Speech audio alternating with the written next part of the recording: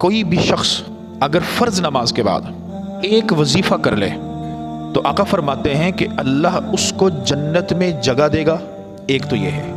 دوسرا فرمایا کہ اس کی 70 حاجتیں اللہ پوری کر دے گا، اور ان 70 حاجتوں میں اللہ کے نبی نے فرمایا کہ سب سے کم حاجت یہ ہے کہ اللہ اس کی مغفرت کر دے.